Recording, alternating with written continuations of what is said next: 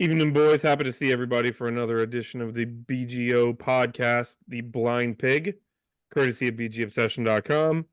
Find us on all major podcast platforms, Apple Music, Odyssey, about 16 other ones, as well as on YouTube. So please come on over, like, share, subscribe, and of course, come to bgobsession.com, join up, mix it up, have some conversations. So, a little bit of an abbreviated podcast tonight. We are Unscripted. We're unscripted unscripted. tonight. Yeah, I've got like no real notes here about topics to discuss, but we figured it would be irresponsible not to get together. 24 hours from now, we will know who the second pick in the draft is, whether it be our pick, which is obviously the odds-on favorite, whether it be some variation of some crazy trade or whatever. But how are you guys feeling? We're 24 hours away from this finally being decided. I don't want to say over, decided. How are you guys? Where you guys stand? Well, so I will just admit, like, I've vacillated, man. Every other day, I'm like changing my thought and position, I don't and know if you want to talk about that publicly, John. I think the good thing about that is it probably means that A, we have a lot of trust in the brain trust, and B, there's some really good quarterbacks. None of them are perfect, including Caleb Williams, who I don't really consider a possibility. But I think it speaks to the quality of the guys that we might take. And I know we were talking before we came on about how we've seen other sites like hyperventilating and guys getting a beat down if they suggested that JJ McCarthy ends up being the pick. And I think Chris has done an unbelievable job of like selling, why that's not a ridiculous idea. And I hope he talks about that a little bit when I shut up. But I'm not. I have no idea what the team's going to do, and that's another aspect of this, right? Is that you know what? I'm just as good as John Keim, because John Keim has no fucking idea who our quarterback selection is going to be, and that's the way it should be. Yeah. So anyway, I'm really looking forward to it. I have a lot of faith, even though I do have PTSD from my years as a Redskins fan, but I have a lot of faith in this front office. And even if they don't get it right, it's really hard to get it right, even for smart people. So I'm willing to give them every benefit of the doubt tomorrow night. Just to elaborate on that, the other thing it shows is that we have adults in the room that are not going to be that have a plan and they're going to make their choice, and they're not worried about social media or leaking it to see some sort of a reaction or what the fallout from the NFL fan base is going to be. Nobody knows anything right now. Like, there's speculation. Adam Schefter apparently has doubled and tripled down on Jaden Daniels, but not once has anybody ever credited or reported anything that with any real link to the team. It's probably fourth and fifth degrees of separation of, well, they didn't tell me that, but what they told my guy when he was visiting was X, Y, and Z, which means Q, R, and S is going to happen. You know what I mean? Like, finally, adults in the room. It's just shocking. It's new. Two things. First, you asked how I'm feeling, Derek, and my answer is exhausted. Fucking exhausted. I have never been more ready for a draft to be over than this year's draft. And I'm usually fairly ready by this point in time, but I was exhausted a month ago. I was ready to be done a month ago. And I at this point in time, I don't care if it's May, Daniels, McCarthy, my grandmother. I don't care whose name is on the card at number 2. I want all of this to be over because I'm exhausted. And I'm ready to go back to some of the places that I used to hang out on the internet that I don't feel like I can anymore because people are angry or overly committed to a guy. And I honestly believe, when Adam Peter said last week that he wasn't completely certain yet, and they were still going through the process, and he was committed to the process. I believe that was absolutely the truth, and I believe he could have changed his mind twice or 3 times since last week, right? That's my first point. My second point is crap. What was my second point? I don't remember what my second point was. It had some. Oh, my second point was when you said nobody knows. Something that struck me, and I put on the board earlier today. This team managed to keep quiet the fact that they were bringing all 4 quarterbacks in on the same damn day. Think about what had to happen, the logistics of that. Yep. Agents couldn't be, they had to figure out a way to keep agents from talking to each other. They had to figure out a way to potentially keep players from talking to each other. They had to keep people inside the building from talking to anybody outside the building. We're talking national security level hide and seek to pull that off, not just with 4 different quarterbacks, but I don't even remember anybody talking about there being a mass meeting of players. And we had 20 players all together at once.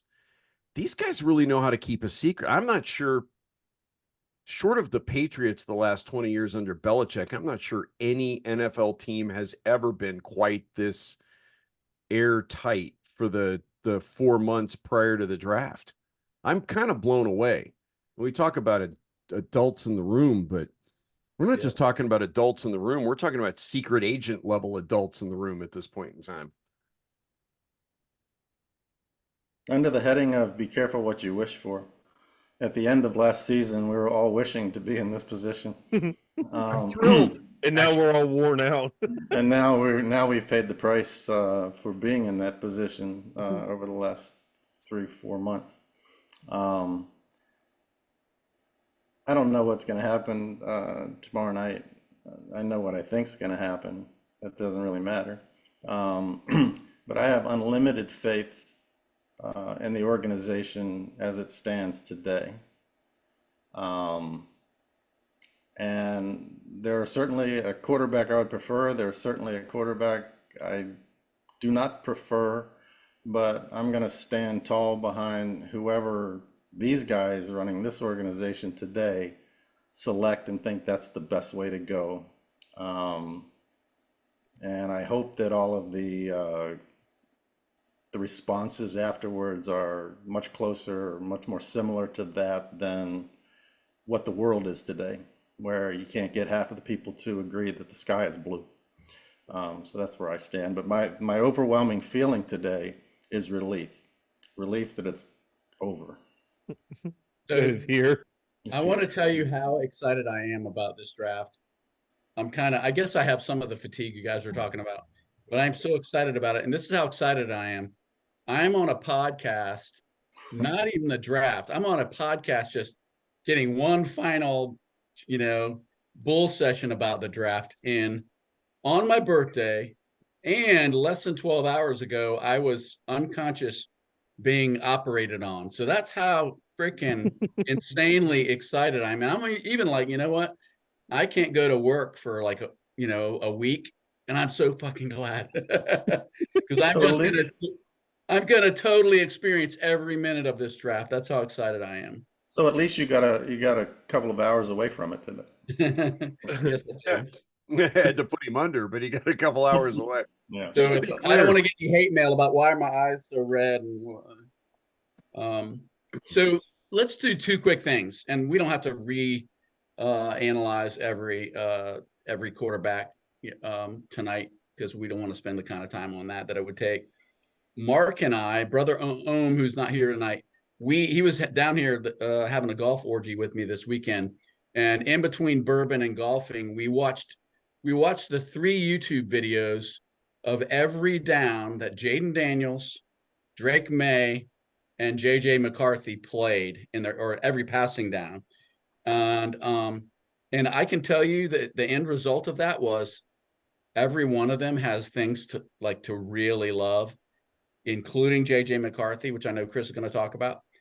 And every one of them has things that are small concerns, or they're not perfect. In what college quarterback there is. So I want to do two things around the horn here. Who do you think they're going to take? Your last best guess, and who do you want them to take? And I'll start. I have no idea who they're going to take, and I have no idea who I want them to take. I will say this: watching every down clips, Drake May is awfully impressive to me. He's only 21. He's not as polished as Daniels. And guys know I've been a Daniels guy the whole way. But Drake May, man, he just has that NFL body and that NFL arm, and you can see him possibly being just an unbelievable quarterback. So that's probably the only impact it had on me. It's a lot closer to me. And even JJ McCarthy, Mark made a lot of positive comments about JJ McCarthy and just how decisive he is, and how he does have a better arm than he gets credit for. He really can drive the ball and very athletic. Chris talks about the third down, his ability on third downs, like the best of the whole group, percentage wise. So anyway, I don't know who they're going to pick, and I don't even know for sure who I want them to pick, because I'm just not sure how you separate the three guys. That's what I got. I think I'll go next if you don't mind. I think that they're going to pick Daniels. And I agree. I wholeheartedly agree that there are as big a list of positives for any of the three. And there's a big a list of negatives for any of the three. I am scared to death of Jaden Daniels' body type. The injury risk? He's me. I'm 6 foot 180. He's close to 6'4" and maybe 200. He's me. I don't see the style that he plays. I don't think he can change it, because I think that's the allure. I think that's why you don't select him if you're going to tell him don't run. And I just don't know, unless he's a freak of nature. He does look like Gumby a lot of times when he gets hit, and maybe he doesn't have a lot of bones under this. I don't know, but that scares me. But that's who I think they're going to pick. I'm going to keep JJ McCarthy really easy. For anybody who's been a Washington football fan for more than a minute, he's Taylor Heineke on steroids. He's everything we loved about Taylor Heineke, but he has the physical tools to go with it. He's tall. He can throw. He's a better athlete, even though, Taylor could run around. And he's the only quarterback of all of the three that is going to experience a smaller crowd playing in front of on the football field. JJ McCarthy played at the highest level of college football, played in front of, at home games at least, in front of 110,000 people, rabid fans, not half filled with the other team's fans, etc. So I don't see the stage being too big for him. But to me, he's everything I loved about Taylor Heineke, with all of the physical attributes that Taylor didn't have added on top. So I got to follow up, Chris. JJ McCarthy is 6'3", 219. It's not like he's built like a defensive end. Is it simply because he is not a running quarterback that you give him the nod? Yeah, he didn't run for 1,100 yards last year. Okay. I just wanted to verify. Yeah, he can run. But he it's doesn't not. have It's to. not a. It's not. I believe Daniels has to run to be Jaden Daniels. Right. And it did not put me off, scare me a little bit today when his goal that he stated on whatever interview he was doing is that he wants to be the leading rusher in the NFL. Well, he's a quarterback. Doesn't need to be the leading rusher in the NFL. I guess I'd push back a little bit on that, because I think he is a extremely polished passer. It's not that I think he could be a very, very good quarterback, Daniels, if they could curtail the running. I just don't think they can. I think it's innate in him, and I don't care what they say or coach. I think he's going to do it, and he's just that kind of got that. It comes from a good place, I think he's super competitive, but and he's willing to sacrifice his body. The problem is at the NFL level, you literally might be sacrificing. You sacrifice a lot more than just your body. Right. Yeah. You sacrifice your season. Yeah, I believe he's a skilled passer, but we are what we are. Yep. And that could transition over years, but Yeah. coming in next year, the following year, I don't see that. I don't think they're going to be calling running plays for him, but I don't think they're going to be able to stop him from running either. What do you think, Bob? What do you got? Lord. What do I think they're, you know what? I don't have a damn clue what they're going to do. I really don't. John, I'm with you. 10 minutes ago, I thought I was going to say that I thought they were going to pick Jaden Daniels. The more I think about this right here, right now, the less I think I know what's going on in Adam Peters' head.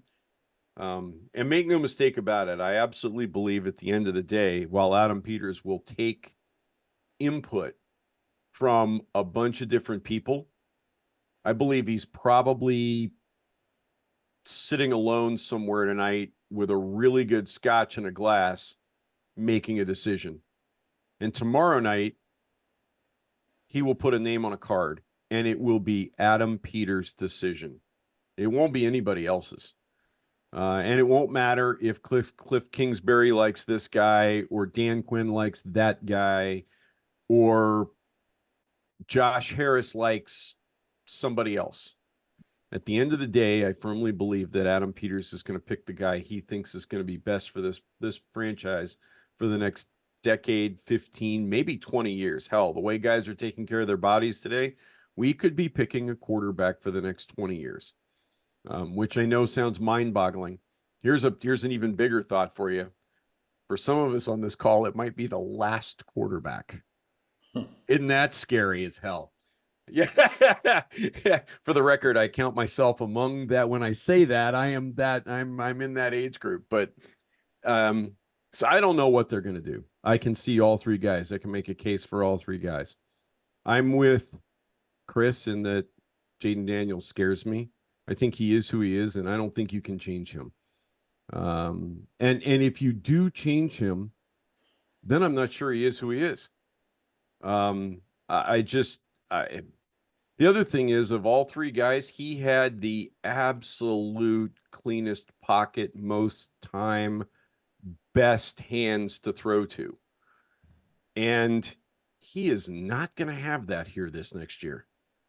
I don't care what we do with this draft. This team is not going to be the NFL equivalent of the LSU team last year. It's not going to be that in the next 2 years. It's going to take 3 years for this team to be that kind of a football team in the NFL. And granted, as Derek has said multiple times, and I absolutely believe and agree with, we're not drafting for this year. This quarterback is not for this year, which brings me to what I want him to do. Because if we were drafting for this year, I absolutely pick Jaden Daniels, but we're not drafting for this year. We're drafting for 26. We're drafting for 27. We might be drafting for 36 and 37 for all we know at this point in time, which puts me squarely somewhere between Drake May and JJ McCarthy. And Chris, that's on you, because 2 days ago, I would have said I was squarely on Drake May. And in our on the clock competition that we're having on bgobsession.com right now, you should come register and join the fun and give us your draft predictions, because we're running a great contest at the moment. But I put Drake May on the card. He's who I put down. I could totally see us picking JJ McCarthy, and I'm split firmly between the two of them, and I'm not going to be unhappy at all if it's JJ McCarthy. I see a lot of leadership there that I'm not sure I see from anybody else. And he's 21 years old, Bob. He's 21. Yeah, He's not 31. I know. All So we much heard short. from these guys for the last 4 months is leadership, leadership, leadership, leadership. And if that's as big a calling card as they want us to believe it is, I'm not sure they have a choice but to pick McCarthy. But that's me. And that's where I am at the moment. Derek? So I want to add something to the Daniels argument here that I heard today that jumped off the page at me. Logan Paulson was talking, and it wasn't specifically him saying it that caught my attention, but he said he was talking to another NFL friend of his, and the LSU offense apparently was so simple. And that's one of the concerns is that game going to translate to the complexity of the next level, or is Daniels going to regress to running instantly? There are a bunch of different metrics, one of which was somehow when you get moved off your spot, your percentage to pass rate. And Jaden Daniels was somewhere around 20%, which meant 80% of the time, if he got moved off of his spot in the pocket, he was running the ball. He was not looking downfield to throw. So you wonder if that's the LSU. The only thing about that, Derek, is when you can run like Jaden Daniels, why the hell would you be looking downfield to pass? Not wrong. No argument. I mean, I think that's kind of a bullshit argument. I was about to say, how much of that is literally LSU knowing what they have and saying, if it's not there, go. You've got the ability to go. You know what I mean? Because that's going to win you more football games than it's going to lose you. But I just wonder how that translates to the next level. Yeah. Part of the other argument or thing that he pointed out was apparently Brian Thomas Jr., the wide receiver, literally only ran 8 different routes over the course of the entirety of the season. Like, so you do wonder with a quarterback that's going to have to know that where not only where he needs to look, but where everybody is supposed to be at any given time. When's this call? And then if you audible to this, and then if you change the package to this, and then all of the other things, I wonder. Okay, I'm not saying that he can't handle it. Obviously, I've said on the board multiple times that if we are literally strictly going by the most talented quarterback, Jaden Daniels is the pick, and I don't think there's any doubt about that. He's got the arm. He's proven he can make the throws. He's got the running ability. He's the fastest guy out there. He appears to be able to process an offense. There's just other questions as you get deeper into the, as you peel the layers of the onion back. So I've always said Drake May was the pick. I've always thought Drake May was the pick, but I literally posted yesterday, something in my gut tells me McCarthy has to be a legitimate, like people aren't talking enough about McCarthy being a chance. People are talking about McCarthy being a chance, but nobody's actually buying into McCarthy being a chance. Because I don't think that this front office gives a damn what the power rankings are. I don't think they give a damn what the other teams rank their quarterbacks at. What social media, what Daniel Jeremiah or Todd McShay or whoever ranks their quarterbacks at or players. They're going to choose the guy they think is best. So I think you almost have to take all pre-draft rankings out and almost try to ignore them because I don't think it's going to affect their position. You know what I mean? Like, so something tells me it's going to be McCarthy. I would not bet money on it. I would not go buy a slip at Vegas and say it's going to be him, but something in the back of my mind just has a gut feeling that we're going to hear JJ McCarthy's name announced tomorrow. And who do you want? Who do you want them to take, Derek? I'm getting more and more intrigued by McCarthy. Honestly, it is making me curious. It is making me interested. I'm going to say I want May just because I think the physical tools are just so it's so exciting. And I know that's funny to say that about him and not Daniels, but I have major concerns with Daniels and his injury potential. So I guess I'm going to say today I want May, but McCarthy is close in the conversation, but I will triple down on what we said last week, and it's that I don't think I'm not going to be upset with any one of those 3 guys. Like I'm not going to if we take Daniels, I'm not going to say that was a mistake. it's going to say, okay, well, we got to believe in what's going on, and and they have the benefit of the doubt from me. So So I'd like hang on. to add one more little detail, a little tidbit. Of the three quarterbacks, the team has met formally with McCarthy more than the other two because they met them all at the combine. They went to all their pro days. They had them all here for the Top Golf extravaganza, but they also flew and had a private workout and a dinner with JJ McCarthy, and they did not do that with the other two. but we don't know why. It could be I don't because know. more I'm just questions. I'm reading the tea Right. leaves. I'm just Yeah. saying. Yeah, It's not and I like want to. it's not like he's a distant third, and if something crazy No, happens, he's that's a there. good. They're interested. Yeah, I want to throw something else out there too that I meant to a minute ago. I see a lot of people harping on Drake May because he comes out of the air raid scheme at North Carolina, right? It's a derivative of the same thing that Cliff Kingsbury is known to have run. I don't believe for a minute that we're going to look at whatever we see on the field in September and go, oh, I can totally see air raid in that.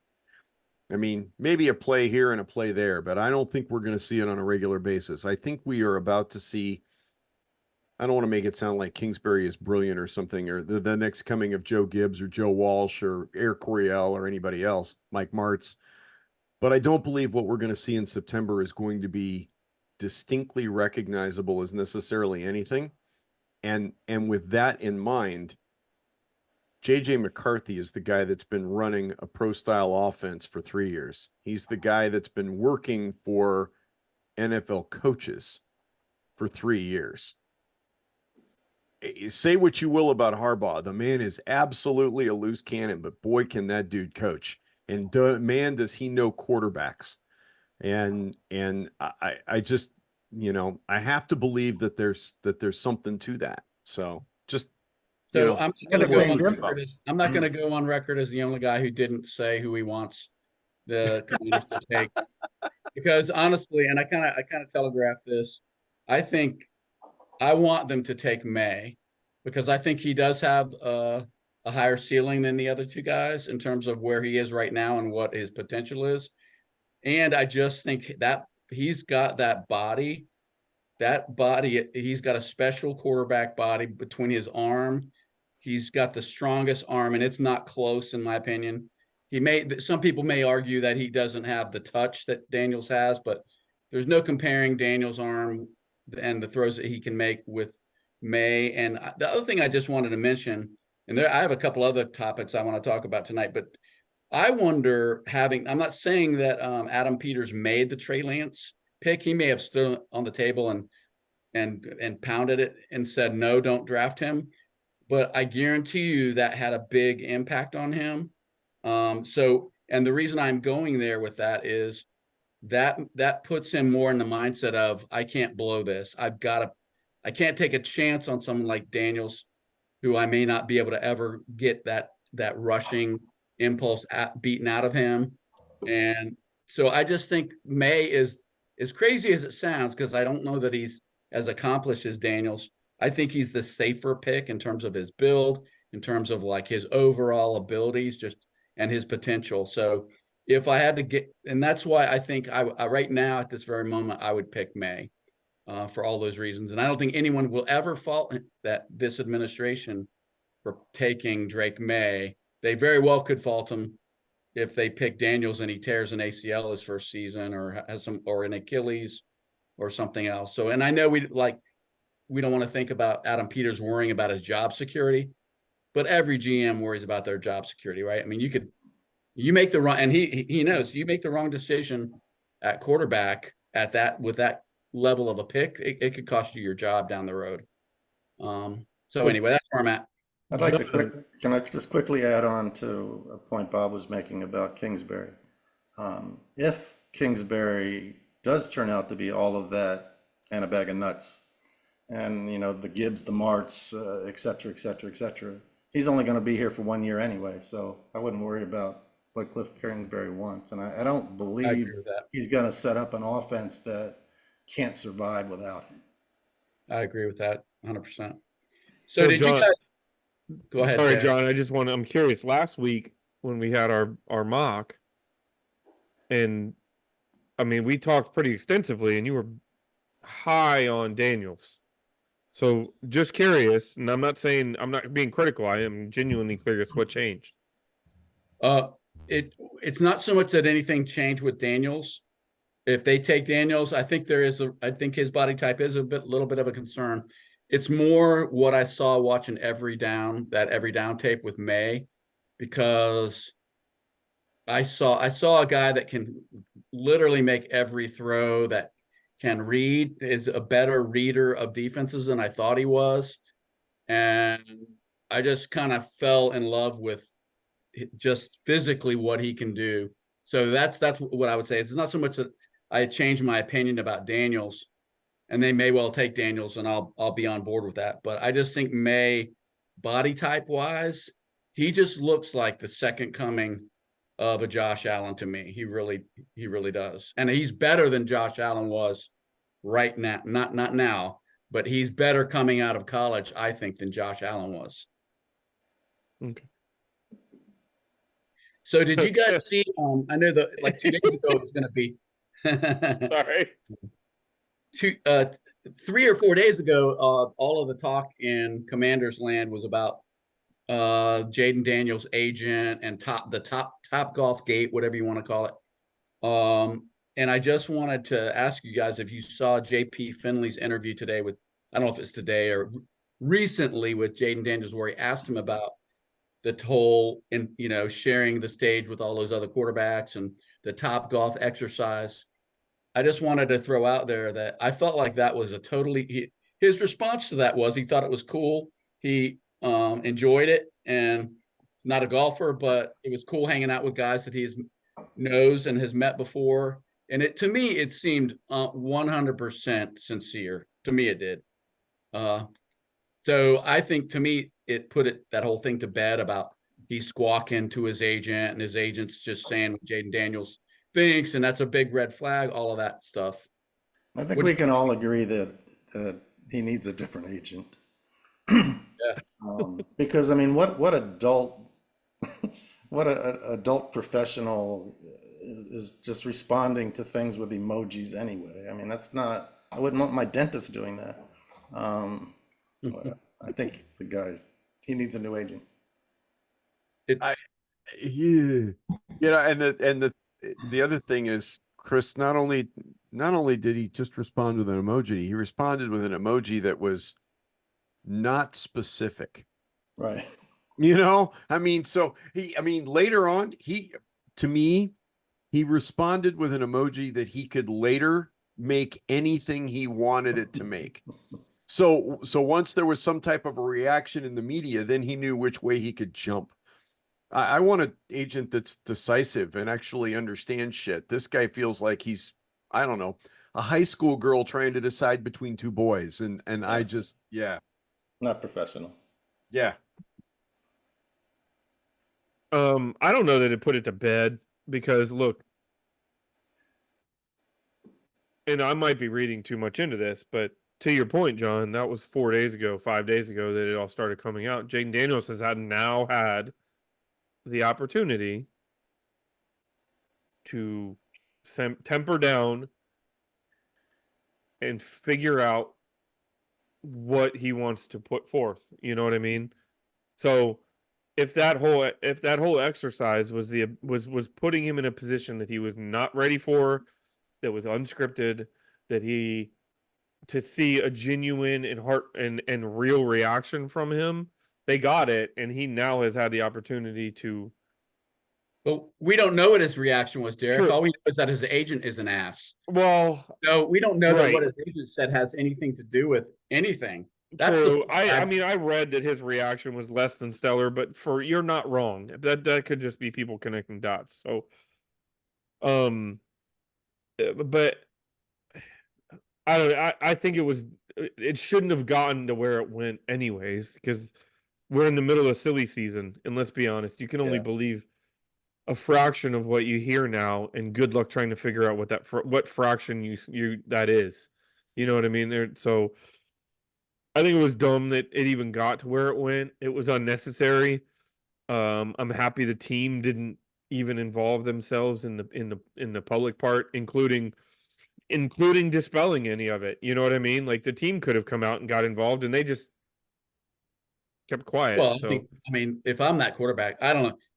One thing I think is really interesting is that the same people that openly confess that they have no idea which way the team is leaning with the number 2 pick in the draft, all these media types that don't know a damn thing, but they're able to totally parse and figure out the diabolical plan that Adam Peters and company set up so that Jaden Daniels could step on his crank right.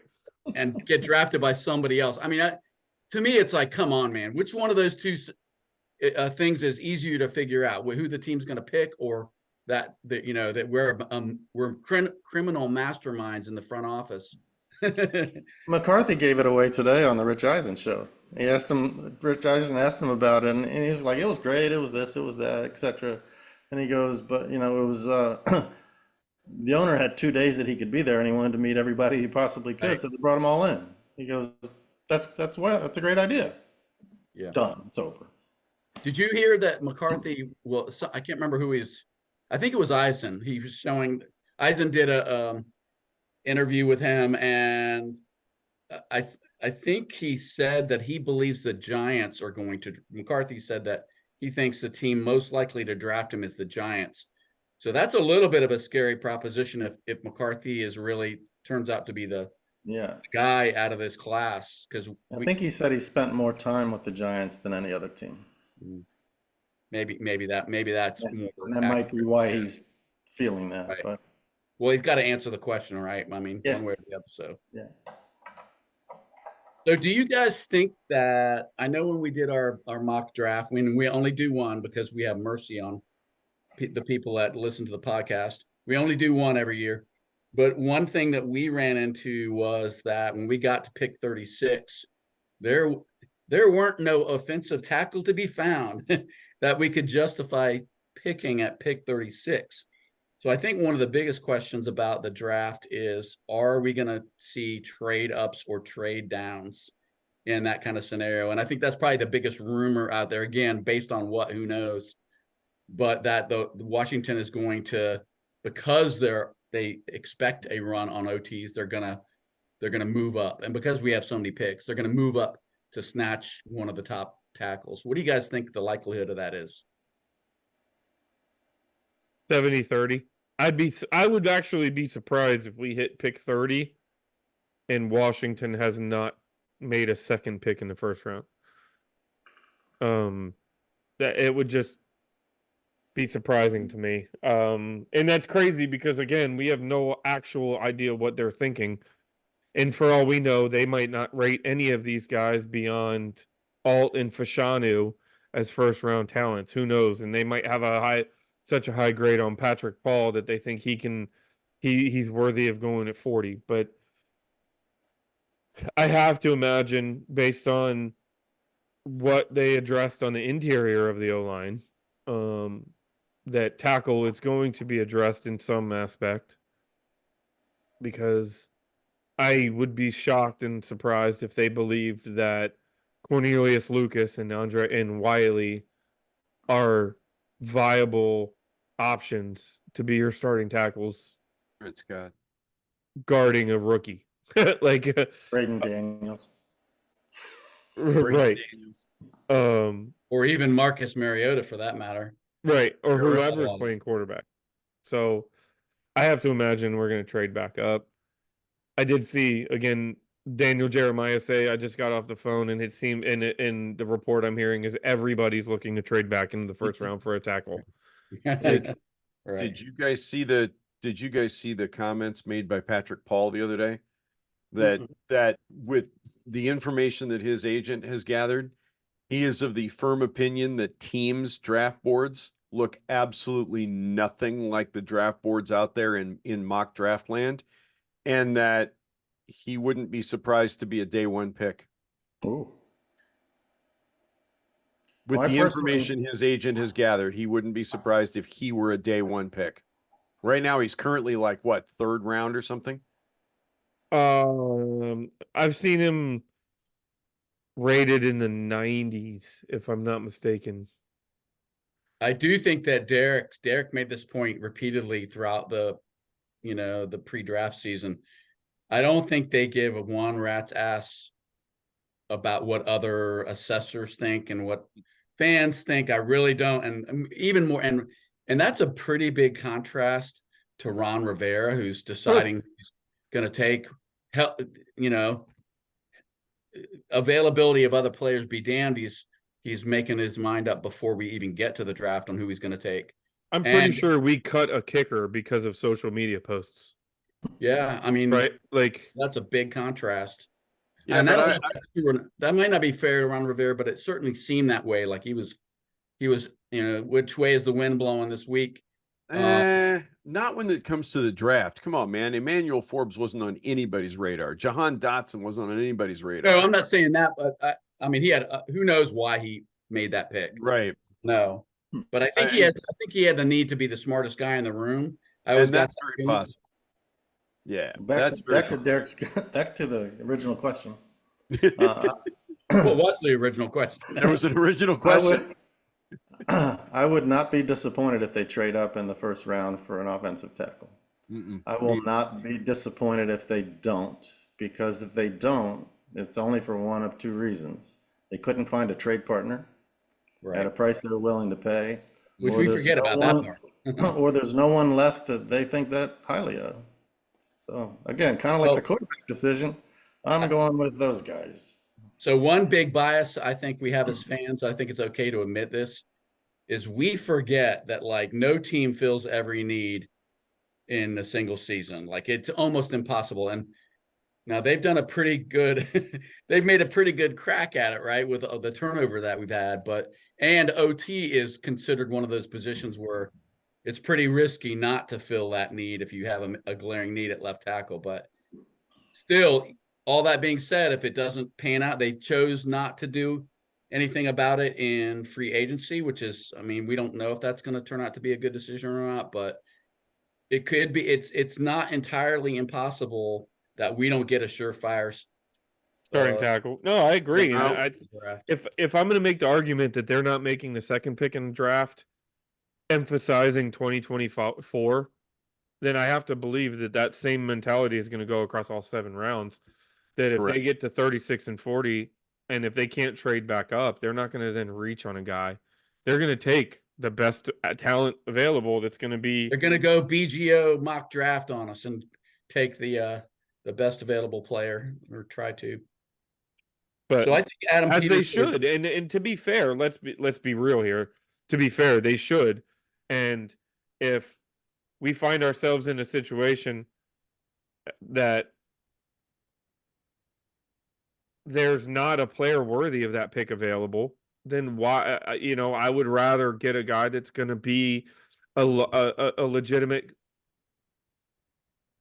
contributor for multiple seasons, and not just a guy because you have to get a tackle and you have to put a warm body out there. Yeah, I agree with that. Yeah, we can find warm bodies. They're going to be June 1st cuts. They're going to be post-draft cuts. They're going to be training camp cuts. We can find somebody that's serviceable between here and opening day, more than likely, especially if we've got a position where we can look at them and go, hey, you can start, right? We're weak enough there. We can promise you're starting if you sign with us. Yeah, I see real possibilities there. I don't see us necessarily reaching for anybody. I think the other thing that could happen is, let's just say that it pans out like our mock draft did, where tackle after tackle after tackle. I mean, there had to be 10 or 11 tackles taken in that mock draft before we got a crack to draft. Well, what that means is there's going to be a hell of a player that no one thought. Maybe it's a wide receiver. Maybe it's the best linebacker in the draft. So there's going to be a hell of a player sitting there. And in that situation, you're an idiot not to snatch that guy if you can, right? The other thing I'd point out is we are not so deep anywhere on this football team that nobody, no position is available. That no position, that any position is off limits at this point in time, right? I mean, let's face it, we're we're a Bobby Wagner injury away from having a lousy linebacking core, even if they turn Davis in around and Luval performs at just the same level he was last year in Carolina. You know, I don't even want to think about injuries on the offensive line right now, until after we've got more bodies in, right? But yeah, we're an injury away at pretty much every position on the field right now. So any player they bring in at 36, I think I'm with Derek. As long as there's somebody that they project to be a long-term starter here, I'm good with it, even if it's not a tackle. So we talked about trading up this tackle scenario. I just wanted to mention one thing, and I don't know if this got your guys' attention, but there's only been one thing that Peters and company, and I apologize, I have yet to memorize the new VP that was up there with him at the last press conference he did talking about the draft. Lance Newmark. Newmark, yeah. Right. So the only nugget that was leaked in that press conference, and really the whole pre-draft period, was that he didn't see us trading out of pick number 2. And I just want to say, I think that is a really smart thing that he did, that he put out, because, and I heard people say, well, why would you rule that out? He's not ruling it out. It's never ruled out. But if there's even a remote possibility that you might trade down under the right Tell him you won't, because then the price. Yes, you've just jacked the cost of what it's going to take, because every other front office in the NFL knows you really don't expect to do it. You don't want to do it. And I just think that's a super clever thing to put out there. What I heard him say there wasn't, we won't trade out of number 2. What I heard him say there was, if you want number 2, you better bring the house. Yes. That's what I heard, right? Yep. Was bring everything, because we're not going to listen to anything short of everything. Yeah. I like that a lot. And I was running a mock simulation earlier on one of the simulators, and I forget which one, but I got a trade offer from Atlanta, which I think is stupid after signing Kirk Cousins. I don't see that happening. But the trade offer from Atlanta was basically their first 4 picks next year, and then like 3 picks, or no, first 4 picks this year for our number 2, and then like 3 picks next year. And I sat there and I stared at it and I thought, if I were Adam Peters, I'd have to think long and hard about this, because McCarthy might be on the board at 8. Maybe. Depends on what the Giants are thinking, because nobody else is going to want a quarterback unless they trade up. Yeah. I don't know. I might have to think about this, because that's a lot of picks. But The one that got me is that New England gave me a 3rd and a 1st next year to move up from 3 to 2. Yeah. Which I would run to the, yep, I'll take it. I'll take it right now. You know what I mean? So, all right, boys. As we wrap this up, I'm curious, now that we're 24 hours away, I want to ask you, and they don't need a lot of information, I just want a name, draft darling for tomorrow, for the draft in 2024. What is the random name that you have found that you've kind of infatuated yourself with a little bit, that you want to, whether it's us picking him or you just kind of want to follow him into the regular season, or into his career? Does anybody have one? Okay. I'm going to say Peyton Wilson, because I think he's a future Pro Bowl linebacker. And I think we need somebody to, under, the vet's tutelage, to be the next quarterback of the defense. And I think he has that written all over him. I don't know that that's a brand that's not like necessarily and I think it could be early. I think it could be with our 36 pick. But he's your draft crush. He's your my crush. All right, Chris, I already wrote down JJ McCarthy. I got you, buddy. I love your player, John. I do. I could watch him all day long. Bob, what do you got? There's no way we pick the kid. He's not what we need where he's going to go. But I have become highly infatuated with Cooper DeJean, out of quarterback or safety, depending upon who you ask, out of Iowa. Out of Iowa. Iowa, yeah. The kid's just he's another one of those gamers, right? He plays cornerback, he plays safety, he plays the slot, he plays the Buffalo nickel. He's a punt returner. He played quarterback in high school. They figured out how to get him on the field with the offense at Iowa because he was just entirely too talented to have standing around on the sidelines. And he's a kid I'm going to follow no matter where he goes. Well, okay, if he ends up with Dallas, I may not follow him that much, or Philadelphia. Actually, if he ends up at Philadelphia, I'm going to be really, really pissed off. But yeah, he's kind of my thing this year. There's no way we take him, and I'm sad about that. But